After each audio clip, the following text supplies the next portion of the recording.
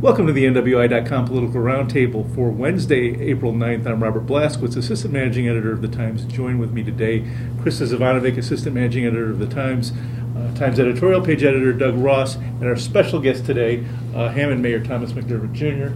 Welcome, Mayor. Thanks, Robert. I appreciate it, guys. Let's start off talking about kind of the topic that has been in the news, obviously, a lot lately, and you've been outspoken on, and that's South Shore expansion. Can you clarify your position on South Shore expansion? Yeah, I want to reiterate to everybody that before we could proceed forward with whether or not federal money is going to be involved under the New Starts program, something called an environmental impact study needs to be completed. And that study is going to be completed over 2014, 2015, completed in 2016. It's going to cost around $3 million, and it's going to take, obviously, close to 2 years to complete. We've agreed in Hammond, well, hopefully pending the support of the Hammond City Council, we've agreed to provide $250,000 towards that study. And then once that study is complete, we're going to have a lot more answers about, the important issues like the route, the station locations, the route the train's going to take, whether or not freight's going to be involved. Right. And specifically, what are you looking for as the mayor of Hammond from the study and from the project? Well, just answers to our questions. I mean, we're talking about $900,000 a year over 30 years, and some people are, hey, it's only $900,000. Yeah, but that's over 30 years, which is $27 million, and we're just trying to do the right thing with $27 million. And I need to know what to tell my constituents when they ask about, what route is the train going to take? Are there going to be train cars parked in a yard anywhere? Things like that. So if you had your way and you were able to design the route, right. What would you want in Hammond from it? The route should come into Hammond north of downtown, and the two lines should be joined together north of downtown Hammond, and it would be a junction. So if you were a resident of Dyer and you wanted to go to the Gary Airport and catch an airplane, you should be able to jump on the train in Dyer, go to the Hammond station where you would transfer trains, and you would go over to the Gary Airport and you would jump on your airplane. I mean, if we're investing hundreds of millions of dollars into the Gary Airport, which we are, and we're talking about investing hundreds of millions of dollars into the South Shore train, they should work together. And the only way that they could work together is if there is a junction in Hammond. And Mayor, talk about a little bit earlier, you had talked about it doesn't just have to be going into the city. Talk about, Right. with that route also is good for going east. Absolutely. I mean, the South Shore line goes to Notre Dame football. It goes to the South Bend Airport. I took the South Shore line. I was a law school student at Notre Dame. So if you wanted to take the South Shore from Dyer or from Munster to South Bend, that should be possible. And under the proposal that existed prior to 2008, the proposal was we were going to use the money from this project to invest in infrastructure in Illinois so that it was a cheaper option. But if you were going to do that, you would have to take the train from Dyer to Kensington Station in Chicago, where you would change trains, and you would backtrack into Indiana to Gary or to Michigan City or to South Bend, wherever was your destination. But nobody's going to take the South Shore to the Kensington Station and transfer back. They're just going to jump in a car. So we should be making it easier to get around the region as well. Why not take, of course we want to get to Chicago easier, but why not get to Michigan City and shop in the outlet malls? Exactly. Make a day of it or something. Right. And take the train there, take the train back. I mean, Right. We're making it real easy to get to Chicago, but we got great attractions here in Northwest Indiana as well. Well, that's a very good point. Michigan City has a city bus service, so it makes sense that you'd be able to even just have an intermodal station and get the bus there, just like you should in Hammond, hopefully, with this. Yep. So that's a good point. We should probably talk about the obvious question: what's next for you? Are you going to run again? Well, that's a great question. Well, I'm open-minded. I don't think I'm getting lazier, and I don't think I'm getting a short-timer's attitude. And I think that by my actions, it's showing that I'm still interested in being the mayor, and I'm still doing good things, in my opinion. I mean, the voters will tell us that one way or another. But I promise when I make an announcement, you guys will be the first to hear about it. But I'm working hard every day. I've been running all over the county today, doing media requests and opened a brand new boardwalk going through Wolf Lake. I think good things are happening in Hammond, and I think I have a great team. It's not Tom McDermott. It's a team that we've assembled over the last 10 years, and they're excellent. My department heads and my staff and the city council members. It's a really good team, and we're working very well together. And obviously, I want to see the progress continue, and that doesn't mean I have to be the guy. I have to be the person. It just means I want to feel like all the hard work we've done with the college-bound program, nobody's going to come in and just annihilate everything we've done. I mean, that you've set a good template that people can follow. Good I think it roadmap. is. I think that Hammond's got a long way to go, but I think we're getting closer, not getting further away. And I think the residents agree with me because I'm easy to reach. I'm on the radio every week. Obviously when the reporters call me, I always call them back. I'm social media. I'm much to some people's chagrin. I'm all over that. I just started Twitter, and a big part of my day is communicating with constituents. I'm easy to reach through Facebook. You want to put a plug in for your Twitter address? At Tom McDermott Jr. Yeah, but I think that's the future, and it's a good way to interact with your constituents. We talked about thinking regionally, and you mentioned while we were talking before we started filming about what you were thinking regionally. Well, one of the complaints, I think I'm trying to sift through. Obviously, there's been a lot of information out there lately, and I think the overriding theme coming from the media is we need to get over this parochialism in the region, and I've always felt that the region was destined to fail in a lot of ways when they set us up. When they set up 19 different layers of government, all the different cities and towns, and that's being very simple. Actually, when you look at Hammond, we have different agendas in Hammond. We have township, we have county, we have schools that are totally independent, and civil city. So when you say Hammond is one city, yeah, but we have 4 different layers of government in that one city. So if you take 19 municipalities, and in each of those 19, you have 3 or 4 different layers of government. People are surprised when you can't come together on an idea.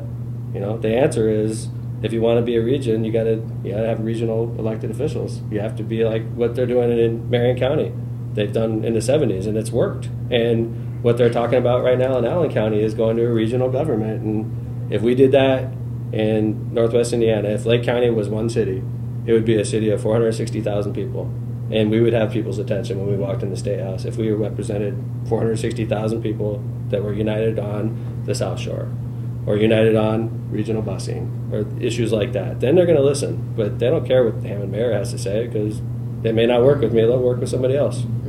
Well, it's one thing when you have, down in Indianapolis where you have that one central city dominant over everything else to have that unigov. We don't have that one major city. This is true.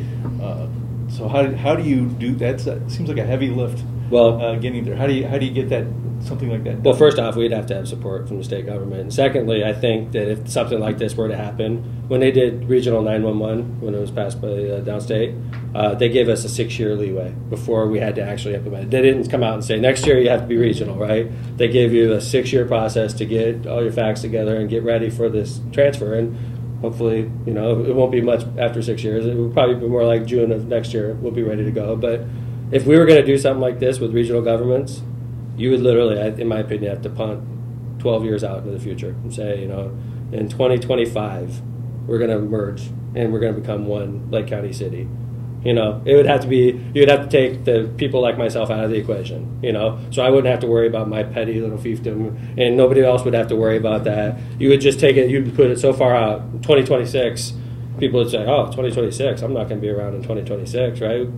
And in 2026, when we actually implemented these changes, it would be a real positive because we would be united and we would be able to come together on issues. And if the regional executive or the mayor, whatever you called that regional person, made a bad decision and people didn't agree with them, they would vote that person out. And that's the way it's supposed to work. And you said something interesting earlier as well along those lines that, referendum is not always necessarily the way to go. You said you thought it was an abdication of leadership, right, that maybe it should happen at the state level like the E911 did, because sometimes you have to lead to save money and increase efficiencies. If Senator Lugar, what was Mayor Lugar at the time, mayor of Indianapolis, would have gone to the people and said, hey, do you think we should form a regional government in Indianapolis in the 1970s, it would have been soundly defeated. Instead, they took a chance, they provided leadership, and they said, we're doing this. And nobody right now would say that Indianapolis is suffering for it. It's right. done well. It's done well when they walk in the State House, people pay attention to them, and they unite behind a vision. I think that it would not be popular, and I totally agree with what you said, Krista, that if you set up a referendum, it's a failure of leadership. It's people downstate should make the tough decisions, and even though it makes people angry, do what you think is the right thing to do. And this is the right thing to do. I'm not if saying we it's are easy. talking about using our tax dollars most wisely and getting economies of scale and Yeah, think return about for our local investment. in Hammond, I'm the mayor. I appoint a police chief, and he's a great police chief. I've had 2. This is my second now. Right. They're both great, right? In the county, we have 3 mayors called the commissioner, and they elect a sheriff, who is basically my police chief. And then, and all the people I'm mentioning are great people. It has nothing to do with the people. I'm saying the Right. way the government Right. system is set up is not working. People are surprised when there's politics in a political Right. office. Right. Why? There's politics in the county offices. Of course there is. I have a person I call a city controller. I appoint him. He is a CPA. He doesn't care about politics. In the county, we elect a treasurer and an auditor, and people are surprised when politics are involved. This is a failure of the way we set up elect government. a coroner. Like Right. what? Who cares? And this has nothing. I want to repeat because I'm the county chairman. This has nothing to do with the current people in office. It has Right, nothing. But exactly. who cares who picks up your dead bodies? Right. I mean, I don't. And I, if it's a Republican or a Democrat, Right. really, is there a Republican way to pick up a dead body, or is there a Democratic way to pick up a dead body? Right? It doesn't. It's probably an uncomfortable conversation. That's a visual I'm not sure I want right now.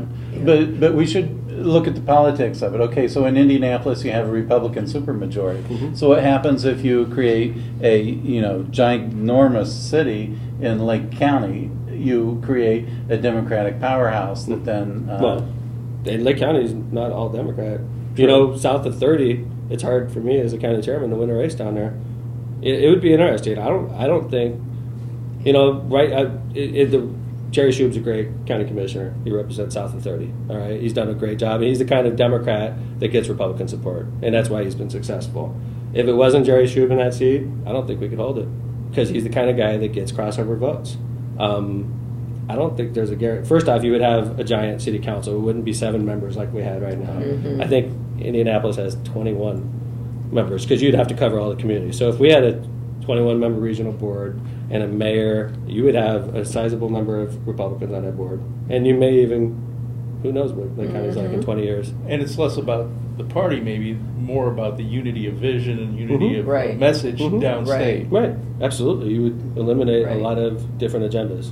Like, whether people agree with my stance on the South Shore or not, we have an agenda in Hammond. It's my job as Hammond's mayor is to represent the people in Hammond. And I have an agenda, and I'm the kind of person that's, if I think I'm doing the right thing, I'm going to dig in. But you would eliminate that type of parochial thinking. I admit that that's my job.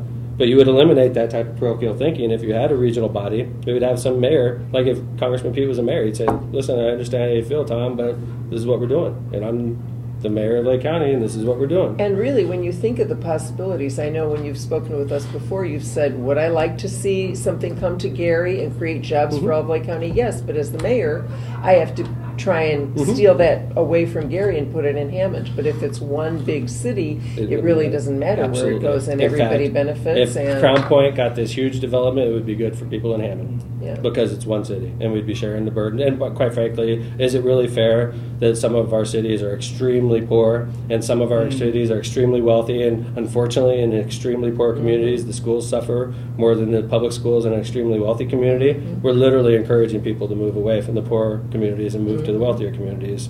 And then we wonder why you can't get a business to locate in one of the poorer communities Right. because there's, all that's left is poverty. And Right. are you going to move a Cabela's or you to... can't pay for brownfields development because there's no money in that northern tier. But maybe if now you're one city, there's money to do the brownfields because the people in the other areas are happy to say, yeah, put it there. It's already industrial. Or yeah, A think lot of of the people are going to talk about. possibilities. I mean, the Yeah. fact that we're having this conversation, in my opinion, it's the right thing to do. But the hardest thing in my 10 years on the job, the hardest thing to do is the right thing. The hardest thing to do is the right thing. It's obviously not going to be easy, and quite frankly, it's a conservative type of idea. I don't even know if the downstate supermajorities would support it. Well, who knows? We'll see if it even comes up. That's all the time we have this week. Thank you for watching this special edition of the Political Roundtable. Thank you to Mayor McDermott for joining us today, and we hope you'll watch next week for another edition.